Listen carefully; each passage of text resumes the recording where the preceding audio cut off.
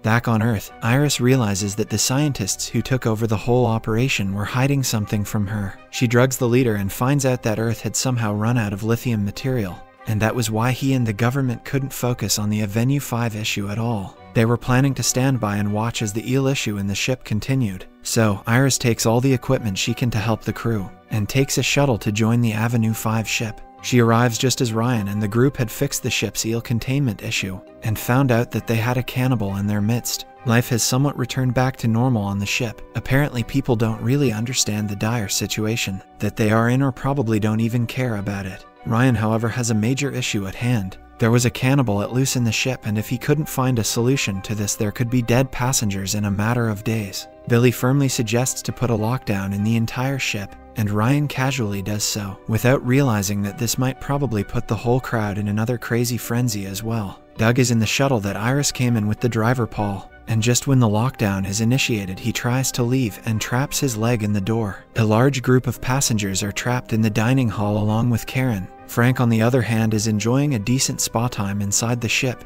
and Mads, Iris, and Judd are in Judd's room. Finally, Mia, Alina, her daughter Pamela, along with Matt and Nathan, the cannibal, are trapped in one of the rooms. After securing the lockdown, Ryan and Billy then head to the data center where there are cameras monitoring every single room. Ryan orders Rav to use the ship's communication system to tell the passengers that everything is fine, and they are in no danger. Rav, however, is really uncomfortable with speaking to people, even virtually, and also has no idea how to properly use the system. She opens up the system and delivers the message while putting herself on mute. And then, without closing the system, she calls Ryan, telling him that she had done the job and that no one knew about the cannibal amongst them. As soon as she cuts the call, the whole ship now knows that they are stuck with a cannibal. Panic ensues in and around the ship. The hall with the largest number of people starts to panic the most, and Karen knows that this is her time to shine. She knew the cannibal, so she could just use this information to get all the attention that she so dearly craved. She stands atop a table and tries to calm down the crowd, and thanks to the help of Isaac, who appears to have control over the crowd, manages to get everyone's attention.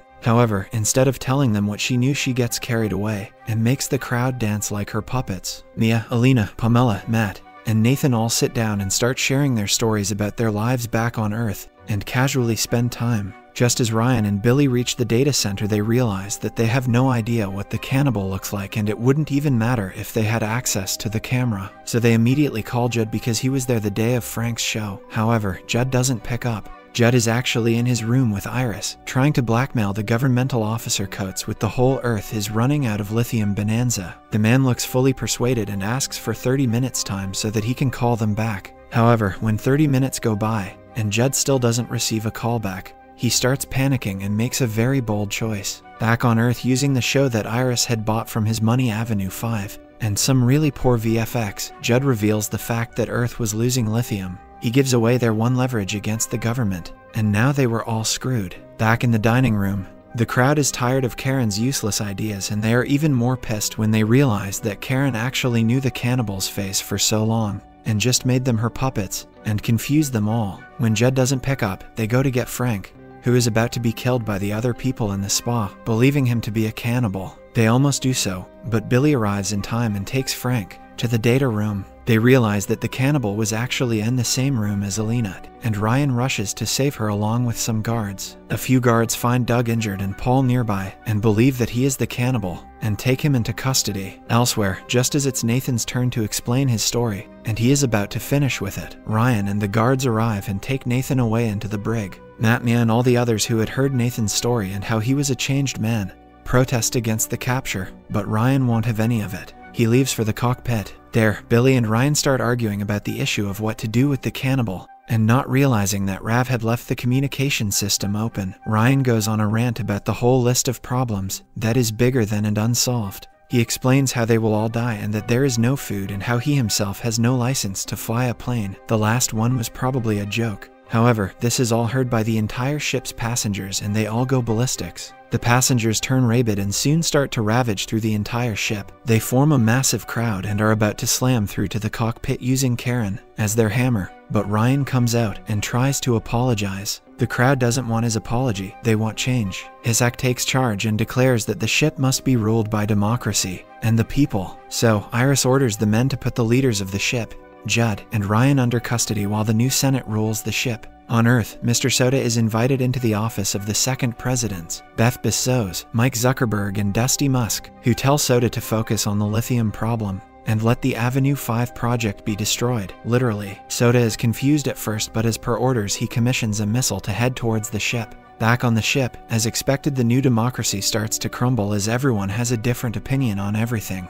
and no one can form any sort of a concrete judgment on anything. Realizing this, Iris starts suggesting that the place needs someone with a more firm grip on things. She suggests that the place needs a dictator. While everything on the ship is going into shambles, Ryan and Judd are having a great time together doing nothing at all. Ryan is relieved that finally the authority and the responsibility of all these people had been lifted from his shoulders. Suddenly, Alina opens the door and frees them. She explains the situation happening above and begs Ryan to do something. Ryan arrives at the deck just as Isaac is trying to suggest a ridiculous idea. Instead, Ryan quickly suggests that an election be held and all of the people who are interested must present a candidacy. Isaac, Nathan the cannibal, Matt, Frank upon Karen's insisting, Rav, Billy, and finally Mads upon Judd's approval give their name up for candidacy. The election preparations soon begin and everyone starts beginning their preaching their ideologies. It soon becomes clear that despite being a literal cannibal, Nathan has the best ideas and is the most sensible among all of them. He is also leading in the initial polls. Ryan cannot let that happen and tries to make sure that at least someone sane would become the next president of the ship.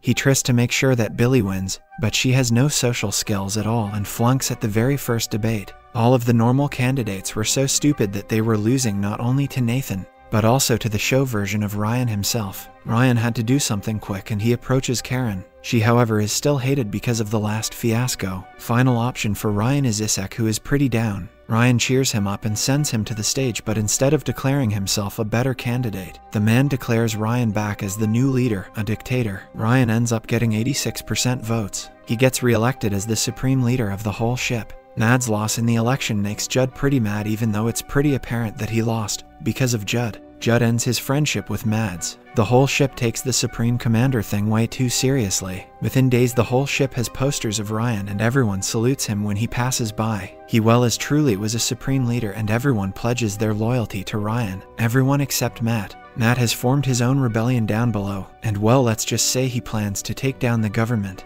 Although despite all this, he still uses the ship's facilities to train, so his rebellion is not much of a secret. Iris is now the main assistant of Ryan, while Billy is tasked with eyeing Judd's every move and making sure that he makes another attempt to call Mr. Coates back on Earth for some help. While Ryan is still taking everything as lightly as he could, the people have started to look up to him as an actual supreme leader and even have started to fear him. Iris suggests the creation of a secret police within the ship, which Ryan denies. He was not a real dictator, although Ryan knows deep down that Iris would make that decision without his consent. Down in the labs, Spike and Rav discover yet another dot in the map, and this time it's a meteor, and it's filled with lithium. Rav delivers the news to where Judd and Ryan are, and yet Judd refuses to talk with Coates before Ryan. Ryan then goes around and sees that the whole ship enjoys watching his crappy show, and that's literally the only thing they watch. Ryan hates the show and specifically Zara, so he casually says that he would rather have her dead. Unluckily for him though, the woman Zara ends up falling from the set of the show and passes away, which becomes major news as well. Now, things get even worse when the rebel Matt gets injured during a cuddle club meeting when he gets cuddled too hard. To ensure that the people wouldn't believe him to be evil or something, Ryan goes to visit Matt, and they find common ground in their interest in poetry. However, just as he comes outside with Matt to show the people that peace had been achieved, someone shoots Matt in the stomach with a crossbow. This makes Ryan seem even more evil, and the fear among his subordinates is high. It's later revealed that Mads had actually shot Matt to get him more popular among the people, and he actually comes to shoot Matt again. But after realizing that Matt had reconciled with Ryan, he gets disappointed and leaves. Later that day, Judd finally sits for a meeting with Coates as the rest of the ship is watching the season finale of Avenue 5. He calls Coates and tells him of the lithium meteor and demands that Coates rescue them immediately, and they would supply the lithium. However, instead Coates informs them that a missile had been launched to kill them, and since there was no lithium on Earth, they had removed the cancellation system in the missile. The whole ship was destined for death. At the same time, on the show, the whole ship is shown in bits and pieces as the missile strikes. The show even ends with people's names written as a memorial. Panic ensues yet again, and this time Ryan asks Iris to release the secret police to control the panic while he deals with the bigger problem, if he can. Subscribe and hit that like button to help our channel grow. Turn the notifications on so you won't miss any of our new videos. Thanks for watching.